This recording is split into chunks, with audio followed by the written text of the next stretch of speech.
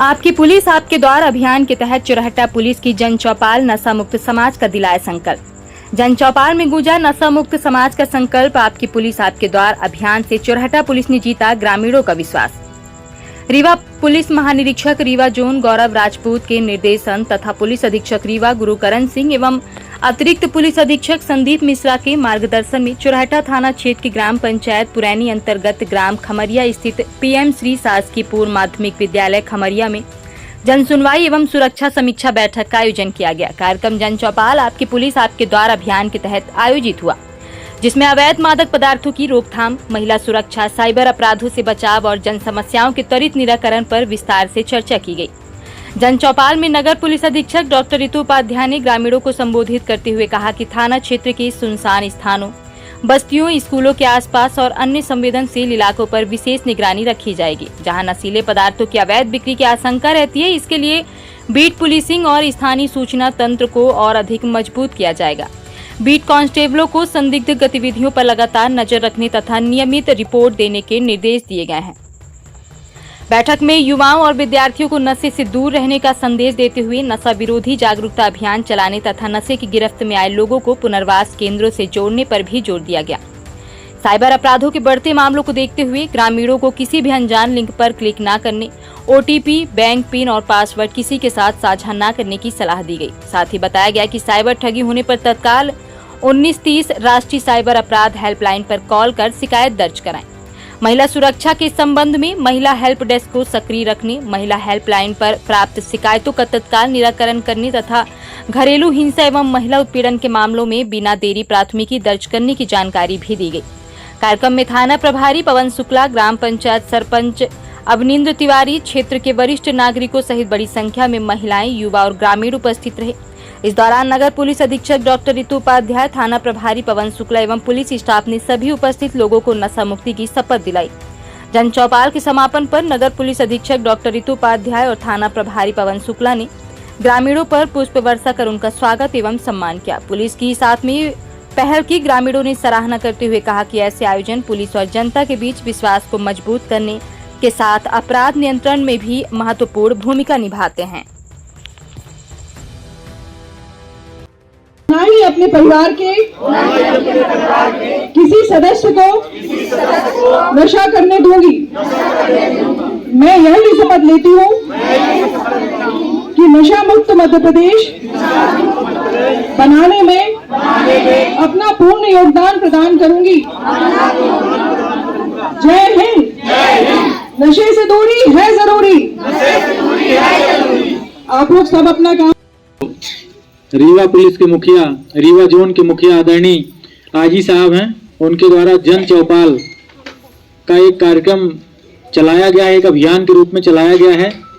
और इसमें हर मंगलवार को, जो महीने का आखिरी मंगलवार होता है, यहाँ पे सीएसपी मैडम भी आएंगे।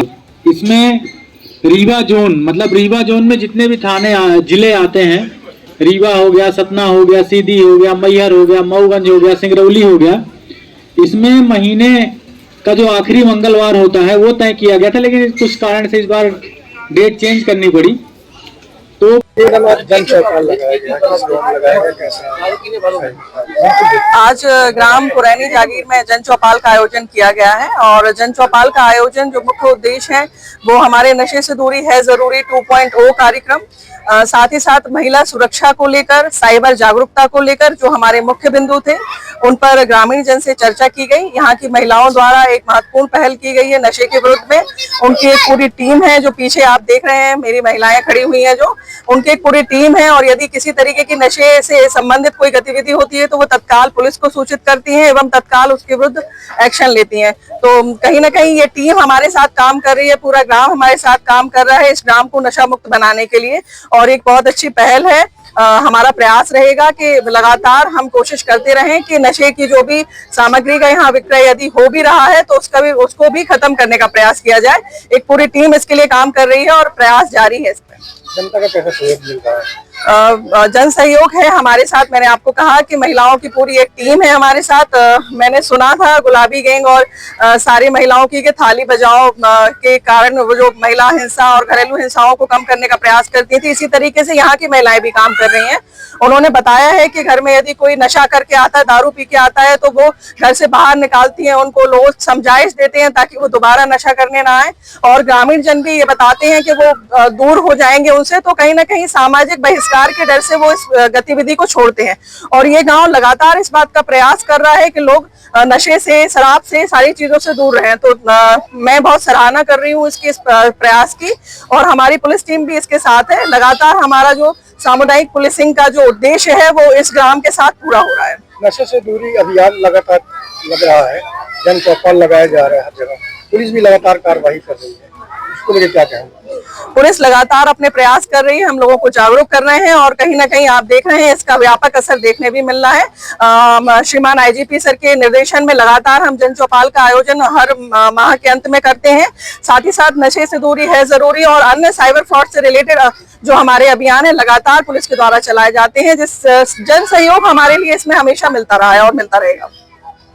यह जन चौपाल लगाया गया आपके गाँव में, कैसा था जनसभा? बहुत अच्छी थी, और हमारे ग्राम पंचायत पुरैनी 379 अंतर्गत ग्राम खमरिया में ये जन चौपाल लगाई गई है।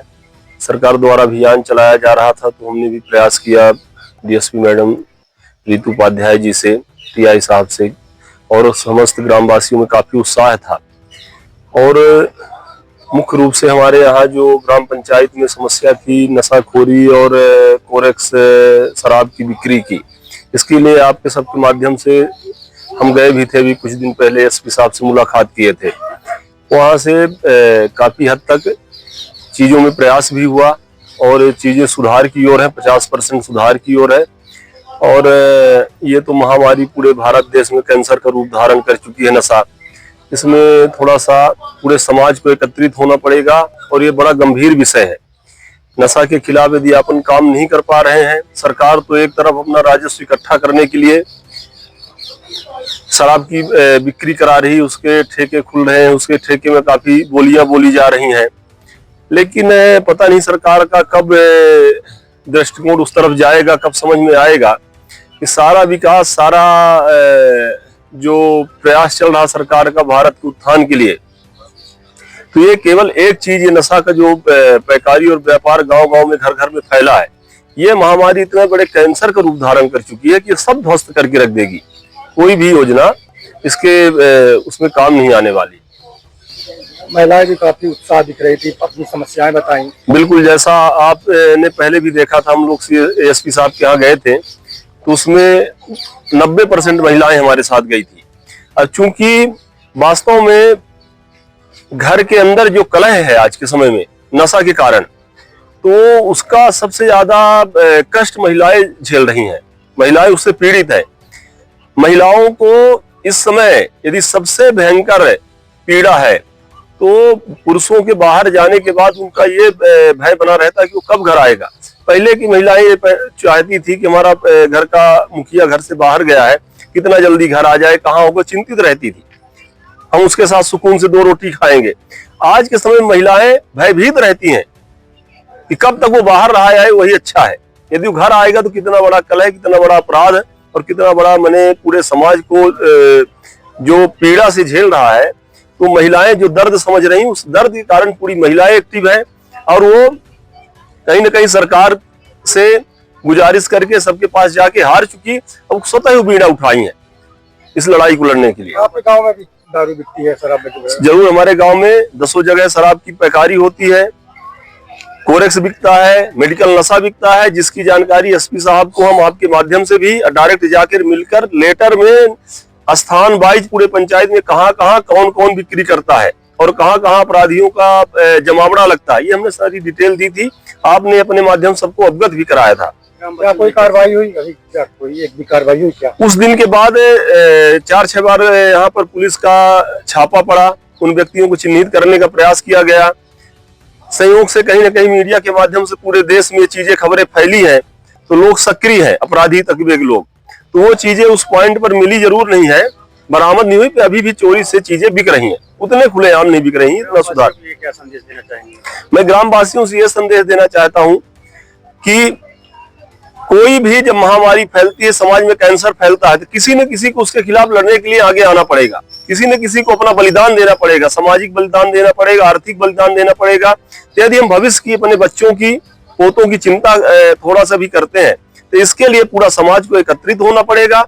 पूरे समाज में 100% में 90% अभी भी व्यक्ति हैं जो अच्छे हैं, 10% है जो बहुतायत दिख रहे हैं, वो एकत्रित होकर और अपराध कर रहे हैं। इसलिए लगता है बहुतायत लोग इस काम में संलिप्त है। यदि वो 90% लोग इकट्ठा हो जाए, इस मुहिम को अपने हाथ में ले लें, तो बहुत जल्दी इसमें सुधार आएगा। नाम बता दीजिए। मेरा नाम अवनींद्र तिवारी है, मैं ग्राम पंचायत पुरैनी 379 का सरपंच हूँ।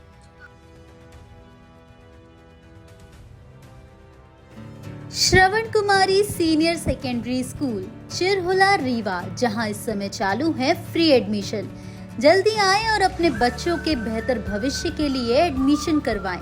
नर्सरी से 12वीं तक